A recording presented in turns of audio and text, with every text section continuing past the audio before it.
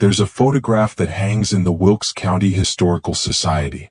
It shows 7 young women in wedding dresses spanning 50 years. All of them are smiling. All of them are daughters of the Wilkes family.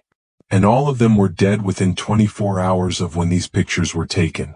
For nearly half a century, every daughter born into the Wilkes bloodline died on her wedding night. The causes varied: heart failure, accidental drowning, a fall down the stairs, choking. But the timing never changed.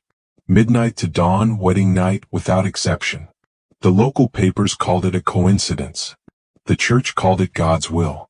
The family called it a curse, but nobody called it what it actually was until 1968, when the youngest Wilkes daughter walked into her reception hall covered in her groom's blood, holding a carving knife, and told the sheriff exactly what her family had been hiding in their marriage bed for 3 generations.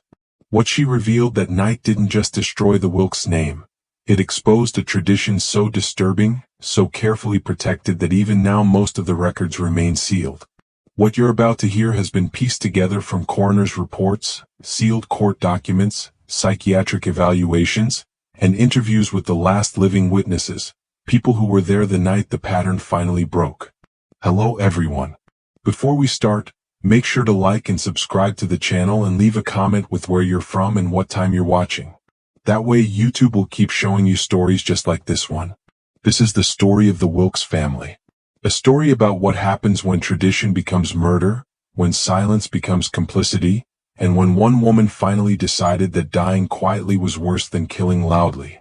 The pattern began in 1917, though nobody recognized it as a pattern yet. That requires repetition. That requires someone to be paying attention. Margaret Wilkes was 19 years old when she married Thomas Crawford in a small ceremony at St. Michael's Church in Wilkes County, Virginia. The wedding was modest but proper. Margaret wore her mother's dress, altered to fit her smaller frame. The reception lasted until early evening. Witnesses reported nothing unusual. The bride seemed happy. The groom seemed eager. They left for the family estate just after sunset. Margaret was found the next morning at the bottom of the main staircase. Her neck was broken. Her wedding dress was torn at the shoulder. There were bruises on her upper arms, the kind that come from being gripped too tightly, but the coroner attributed those to the fall itself. Thomas Crawford was hysterical. He claimed he'd been asleep in their bedroom when he heard the crash. He said she must have gone downstairs for water or air. He told her to be careful on those stairs in her long dress. He said he'd never forgive himself. The death was ruled accidental. Tragic but accidental. Margaret's mother was too devastated to ask questions. Her father accepted the coroner's report without challenge. Thomas Crawford left town 6 months later and remarried within the year. Nobody thought much about the bruises. Nobody wondered why a bride would leave her marriage bed on her wedding night to walk down a dark staircase alone. But Margaret's younger sister, Elizabeth, was only 14 at the time, and she remembered something nobody else seemed to think mattered. She remembered that Margaret had seemed afraid during the reception. Not nervous, afraid. She remembered Margaret pulling her aside and whispering something that Elizabeth was too young to understand then, but would remember for the rest of her life. "Mama told me what happens tonight," Margaret had said. "She told me what a wife has to do. Lizzie, I don't think I can." Elizabeth thought she meant the wedding night itself, the intimacy, the vulnerability. It wasn't until 12 years later, when Elizabeth stood in her own wedding dress, that she realized Margaret had meant something else entirely, something their mother had warned her about, something that was expected, something that had nothing to do with love and everything to do with duty. Elizabeth Wilkes married in 1929, just months before the stock market crashed and the world changed forever. She married a man named Robert Hensley, a tobacco farmer's son with good prospects and a respectful demeanor. Her parents approved. The town approved. Elizabeth herself seemed content, though those who knew her well said she'd grown quieter in the weeks leading up to the wedding. She drowned in the bathtub on her wedding night. Robert Hensley found her just after midnight. The water was still warm. Her head was submerged. He pulled her out, screaming for help, but it was too late. The doctor who examined her body noted water in the lungs consistent with drowning. He also noted something else. bruising around her throat and shoulders, defensive wounds on her forearms. But Robert explained those away easily enough. He said she'd been drinking champagne at the reception. He said she must have slipped getting into the bath. He said he tried to pull her out but couldn't get a good grip on her wet skin. Said the bruises must have come from his attempts to save her. Once again, the death was ruled accidental. Once again, nobody asked the right questions, but this time people began to whisper. 2 Wilkes daughters, 2 wedding nights, 2 dead brides. The Wilkes family had 3 daughters total. Margaret and Elizabeth were gone.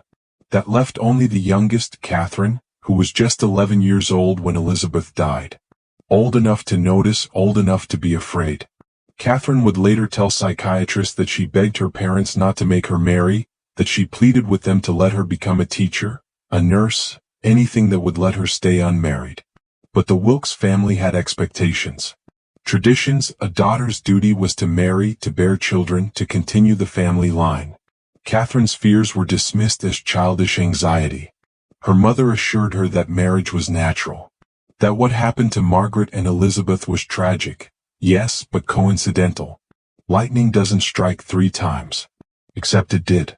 Catherine Wilkes married in 1937. She was 22 years old. Her groom was a banker's son named William Pierce.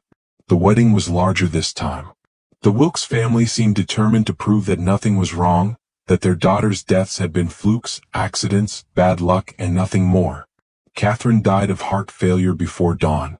She was 22 years old and had no history of heart problems. The doctor who examined her found hemorrhaging in her eyes, tiny burst blood vessels consistent with asphyxiation, but her throat showed no signs of strangulation, no bruises, no trauma. William Pierce said she'd simply stopped breathing in her sleep. Said he tried to revive her but couldn't. Said she'd seemed perfectly healthy just hours before. The death certificate listed natural causes. But the whispers in Wilkes County were getting louder now. 3 sisters, 3 wedding nights, 3 dead brides, and all 3 had married into prominent families. All 3 grooms had been alone with them when they died. All 3 grooms walked away without suspicion. By the time the 1940s arrived, the Wilkes curse had become local legend. But legends aren't the same as truth. Legends can be dismissed, laughed at, tucked away as superstition. And that's exactly what happened because the Wilkes family had no more daughters to bury. The bloodline passed to Margaret's son Jonathan, who had been only 6 months old when his mother fell down those stairs. Jonathan Wilkes grew up knowing his mother had died tragically, but knowing very little else. His father, Thomas Crawford, had left town and wanted nothing to do with the boy. Jonathan was raised by his grandmother, Margaret's mother, who never spoke about what happened, who never mentioned the other deaths, and who seemed to carry a weight that aged her beyond her years. Jonathan married in 1943, just before shipping out to Europe. His wife, Dorothy, was a quiet woman from a neighboring county. They had a daughter in 1946 after the war ended and Jonathan came home. They named her Anne. Anne Wilkes was a beautiful child, with dark hair like her grandmother Margaret, her father's eyes, and her mother's gentle disposition. When she turned 18 in 1964, young men from 3 counties came calling. Her parents were careful about who they allowed to court her. They wanted someone respectable, someone kind, someone who would treat their daughter well. They chose a man named David Thornton, 23 years old, college-educated, from a good family, and seemed to like him well enough. The engagement was announced in the spring of 1965. But something strange happened as the wedding approached, and began having nightmares. She would wake up screaming, claiming she dreamed of women in wedding dresses, drowning, falling, suffocating. Her mother took her to a doctor who prescribed sedatives. Her father told her she was just nervous, that all brides felt anxious. And insisted the dreams felt like memories, like warnings. She married David Thornton on a Saturday in June of 1965. The ceremony was held at the same church where her grandmother Margaret had married 48 years earlier, and wore white lace. She smiled for the photographs. She danced at the reception. And at 11:30 that night, she and David left for the Wilkes family estate where a room had been prepared for them, and was found dead in that room at 6 o'clock in the morning. She had been strangled, not with hands. There were no finger marks, but with something soft, a pillow, the coroner suspected, though he couldn't prove it. Her face was purple. Her eyes were bloodshot. Her body was still warm when her mother found her. David Thornton was asleep beside her. He claimed he'd heard nothing, felt nothing, and said his wife must have died silently in the night. Perhaps from some undiagnosed condition, perhaps a seizure, perhaps sleep apnea. The coroner's report listed asphyxiation of undetermined cause, but Anne's mother, Dorothy, didn't accept that. Not this time. Not after 4 generations. Not after watching her daughter slip away despite every precaution, every prayer, every desperate hope that history wouldn't repeat itself. Dorothy Wilkes went into the attic of the family estate and began searching through boxes that hadn't been opened in decades. Birth certificates, marriage licenses, death certificates, letters, diaries, and what she found there made her realize that she'd married into something far older and far more deliberate than a curse. The documents Dorothy found weren't hidden exactly. They were simply stored where nobody thought to look. 3 generations of Wilkes family records, neatly preserved in cedar boxes wrapped in cloth that smelled of lavender and decay. She found Margaret's diary first. The entry stopped 3 days before the wedding. The final page had been torn out, but the page before was still there. Margaret had written about a conversation with her mother, about what was expected on the wedding night, but it wasn't about intimacy or submission in the way Dorothy understood those terms. It was about something else.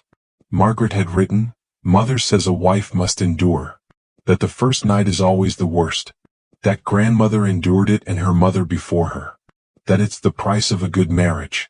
But mother won't tell me what it is. She only says, I'll understand when the time comes, and that I must not resist." Dorothy found letters next. Correspondence between the Wilkes family and several prominent families in Virginia spanning back to the 1800s. The letters were formal, transactional. They discussed marriages the way one might discuss business mergers. And in several letters, there were references to the tradition and the understanding and the necessity of the first night. One letter dated 1873 was more explicit. It was from a Wilkes family matriarch to her daughter who was about to be married. Dorothy read it 3 times before she could believe what it said. "You must understand that what happens on your wedding night is not cruelty but necessity. Your husband will have been instructed by his father as all men in our circle have been instructed. The act is meant to establish dominance, to ensure obedience, to break the will early so that the marriage may proceed smoothly. You will be hurt. You may bleed. You may wish to scream, but you must not resist. Resistance makes it worse. Resistance is what killed your aunt." Dorothy's hands were shaking. She kept reading. "If you survive the first night, and most do, you will never speak of it again. You will bear children. You will manage the household. You will be a proper wife. The pain fades. The memory fades.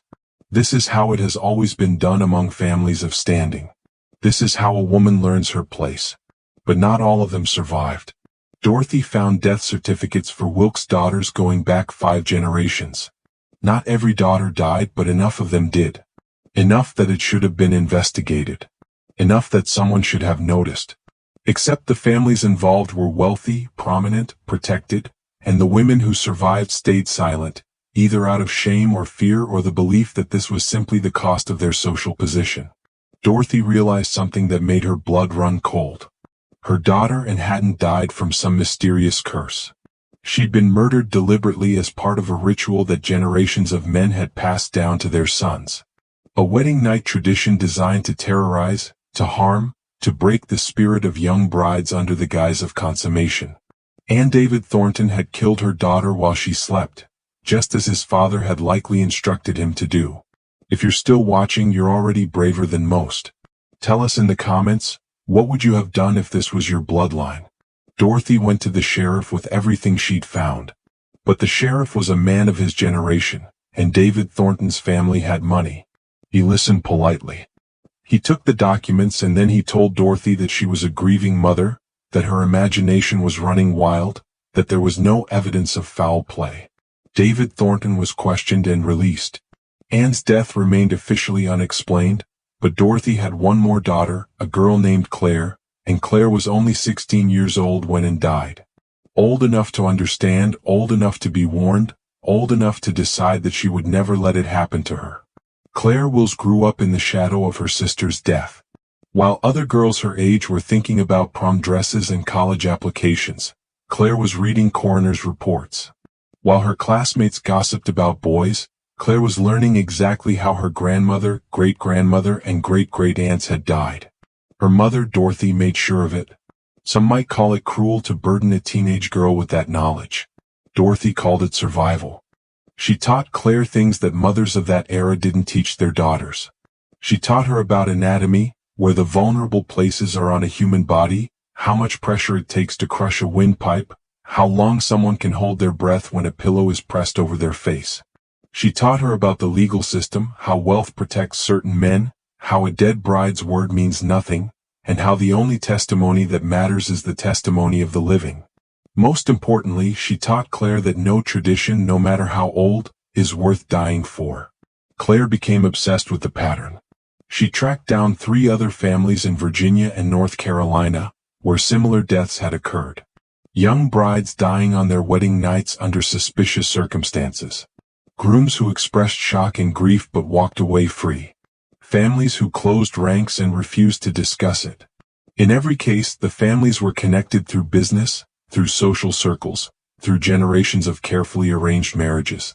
This wasn't a curse, it was a network. By the time Claire turned 21 in 1967, she'd identified at least 15 families who participated in what she called the breaking. She'd found records of 32 dead brides over 90 years. And she'd come to understand that the men who did this didn't see it as murder. They saw it as discipline, as their right, as something their fathers had taught them was normal, necessary, even biblical. Claire also understood something else. The only way to stop it was to make it public.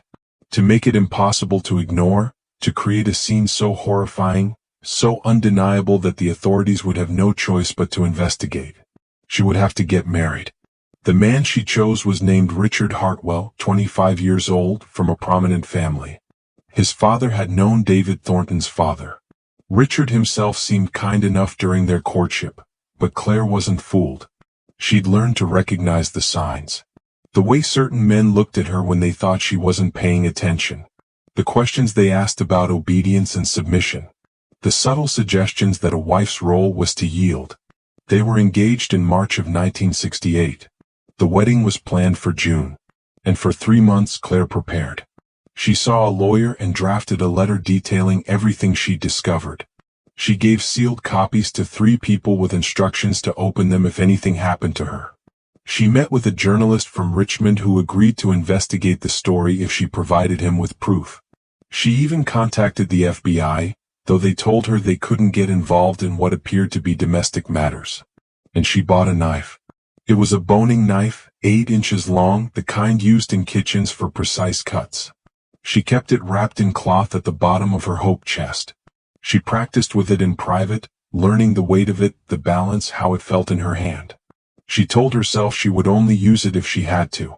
She told herself that maybe Richard would be different, that maybe his family wasn't part of the network, but she also told herself that she would not die quietly like her sister. If Richard Hartwell tried to hurt her, she would make sure the whole world knew why. The wedding took place on June 15, 1968. It was a beautiful ceremony. Claire wore her sister's dress, altered to fit. She smiled for the photographs. She cut the cake. She danced with her new husband. And when they left the reception at 11 o'clock that night, Claire had the knife tucked into her garter beneath her wedding dress. What happened in that bedroom was never fully disclosed to the public. The court records were sealed. The psychiatric evaluation that followed was classified, but enough details leaked through witness testimony and police reports to piece together the truth. Richard Hartwell locked the bedroom door behind them. Claire said nothing. She watched him remove his jacket, loosen his tie, and turn toward her with an expression she'd seen in her nightmares. He told her to lie down on the bed. She asked him why. He said she would understand soon enough that this was how it was done, that his father had explained everything, that it would hurt, but that was the point. Pain was how a wife learned respect. Claire asked him if he knew what happened to her sister. Richard said he did. He said David Thornton had told him about it. Satin had struggled too much. Made it worse for herself. Said if Claire stayed still and stayed quiet, she'd survive it. Most of them did. That's when Claire realized her mother had been right about everything. She let Richard approach the bed. She let him believe she was compliant. Terrified, frozen. And when he reached for her, when his hands moved to her throat in the same motion that had killed 4 generations of Wilkes women, Claire pulled the knife from beneath her dress and drove it into his chest. She didn't stop at 1 cut. The coroner would later count 17 stab wounds. Richard Hartwell died on the bedroom floor of the Wilkes estate, choking on his own blood, while his bride stood over him, still holding the knife. Claire didn't run. He didn't hide the weapon. She walked downstairs in her blood-stained wedding dress, through the hallway where her grandmother Margaret had fallen, past the bathroom where Elizabeth had drowned, and into the reception hall where 60 guests were still celebrating. She found the sheriff, handed him the knife, and said 5 words that would change everything. He tried to kill me. The investigation that followed was explosive. The letters Dorothy had found were submitted as evidence. The journalist Claire had contacted published his findings. The FBI reopened cases involving 7 other families. 3 fathers were arrested for conspiracy to commit assault. 5 men came forward and admitted they'd been taught the same ritual by their fathers but had refused to go through with it. 12 more families were implicated but never charged due to lack of evidence or because the participants were already dead. Claire Wills was charged with second-degree murder. Her trial lasted 3 weeks. The prosecution argued she'd lured Richard into marriage with the intent to kill him. The defense argued self-defense, presenting evidence of the generational pattern of wedding night deaths. The jury deliberated for 6 hours. They found her not guilty. The verdict didn't bring her sister back. It didn't undo 90 years of violence, but it broke the silence. After Claire's trial, 8 more women came forward with stories of surviving their wedding nights. Stories they'd never told anyone, stories their families had pressured them to forget. The tradition didn't end completely. Some families were never exposed. Some men never faced consequences, but the network was shattered. Claire never remarried. She spent the rest of her life working with abuse survivors and lobbying for legal reforms. She died in 2003 at the age of 57. Her mother, Dorothy, lived to be 91 and spent her final years maintaining a private archive of everything they'd uncovered, hoping that someday the full truth would be made public. The Wilkes family estate still stands in Virginia, though it's been sold and renovated several times. The bedroom where Richard Hartwell died has been converted into a study. The staircase where Margaret fell has been carpeted over. The bathtub where Elizabeth drowned has been replaced, but the photographs remain at the Historical Society. 7 young women in wedding dresses spanning 50 years. Margaret, Elizabeth, Catherine, Anne, and 3 others whose names rarely appear in the records. All of them smiling. All of them dead within hours of those pictures being taken. All except one. Claire Wilkes stands at the end of that row of photographs. She's wearing her sister's dress. She's holding a bouquet. And if you look closely at her eyes, you can see something the others don't have. Not hope, not joy, but determination. The look of someone who knew exactly what was waiting for her in that bedroom, and who had already decided she would rather be called a murderer than die, like the women who came before her. The curse of the Wilkes family wasn't supernatural. It was just men passing violence down to their sons and calling it tradition. It was just women dying silently because they'd been taught that suffering was virtue. And it only ended when one woman decided that the cost of breaking the pattern was worth paying, even if it meant destroying her own life in the process. Sometimes the monster isn't hiding in the shadows. Sometimes it's standing beside you at the altar, holding your hand, promising to love you until death do you part. And sometimes the only way to survive is to make sure that death comes for him.